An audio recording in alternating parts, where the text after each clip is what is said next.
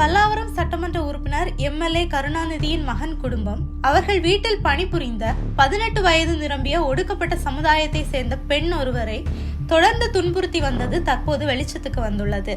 பல்லாவரம் தொகுதியின் சட்டமன்ற உறுப்பினர் கருணாநிதி, இவரது மகன் ஆண்ட்ரோ மற்றும் அவரது மருமகள் மெர்லினா திருவான்மியூரில் வசித்து வருகின்றனர். இவர்கள் வீட்டில் வேலை செய்து வந்த பட்டியலினத்தை சேர்ந்த இளம்பெண் ஒருவரை தொடர்ந்து உடல் ரீதியாக துன்புறுத்தி வந்துள்ளனர்.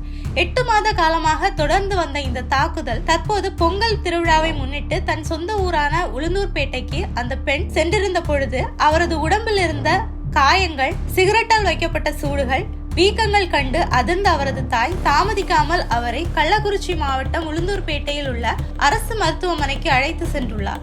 அங்கு அவரை பரிசோதித்த மருத்துவர்கள் பல மாதங்களாக துன்புறுத்தப்பட்டதால் ஏற்பட்டிருக்கும் காயங்கள் தான் இவை என்று தெரிவித்துள்ளனர். உடனடியாக அங்கு இருக்கும் காவல் நிலையத்துக்கும் தகவல் தெரிவித்து உள்ளனர். பாதிக்கப்பட்ட அந்த இளம்பெண் கடந்த ஆண்டு 12ஆம் வகுப்பு படித்து முடித்திருக்கிறார். 12ஆம் வகுப்பு பொதுத் தேர்வில் 433 மதிப்பெண்கள் பெற்றிருந்த அந்த மாணவி மருத்துவராக வேண்டும் என்று ஆசைப்பட்டிருக்கிறார். நீட் தேர்வுக்கு படிப்பதற்கும் மருத்துவ கல்வி பயில்வதற்குமான போதுமான வசதி இல்லாததால் வீட்டு வேலைகள் செய்து வந்திருக்கிறார்.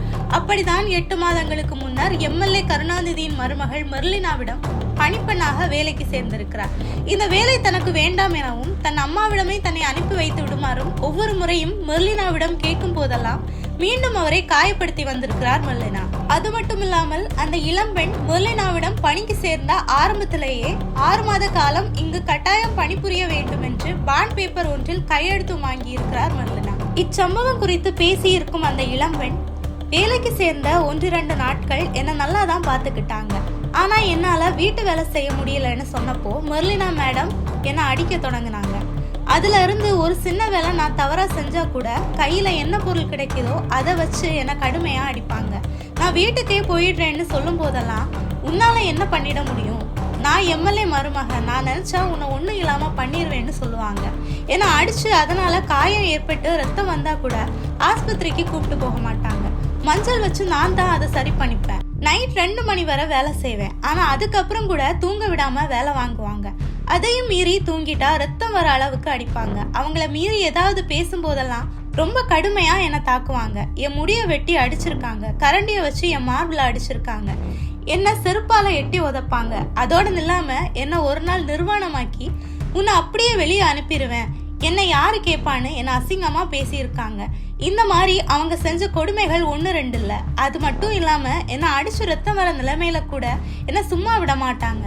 அப்ப கூட வேலை பார்க்கணும்னு சொல்லி அடிப்பாங்க.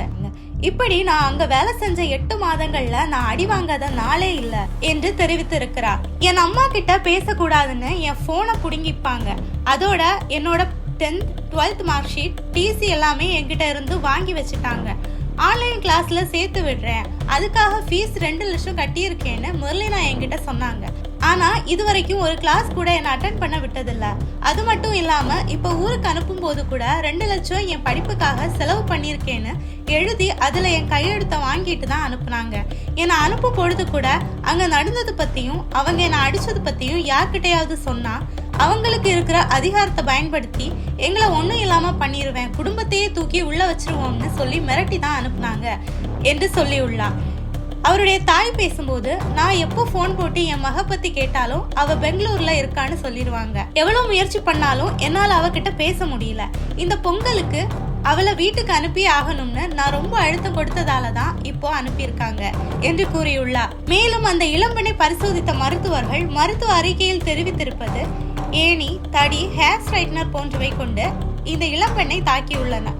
அதோடு இப்பெண்ணின் கண்ணின் மேல் பகுதியிலும் நெற்றி, கன்னம் மற்றும் 2 கரங்களிலும் சிராய்ப்புகள் உள்ளன என்று தெரிவித்துள்ளனர். அது மட்டும் இல்லாமல் மாதம் 16,000 தருவோம் என்று அக்ரிமெண்ட் பேசிய வேலைக்கு எடுத்திருக்கின்றனர் எம்எல்ஏ குடும்பம். ஆனால் 5,000 வரை மட்டுமே மாதம் கொடுத்ததாகவும் அதையும் சரியாக தந்ததில்லை எனவும் தெரிய வந்திருக்கிறது. உடனடியாக சம்பந்தப்பட்டவர்கள் மீது வழக்கு பதிவு செய்து காவல்துறை விசாரிக்க வேண்டும் என்று அறிவுறுத்தப்பட்டு சம்பவம் நிகழ்ந்த இடம் திருவான்மியூர் அனைத்து மகளிர் போலீசார் இளம்பெண்ணின் வாக்குமூலத்தை பதிவு செய்துள்ளனர்.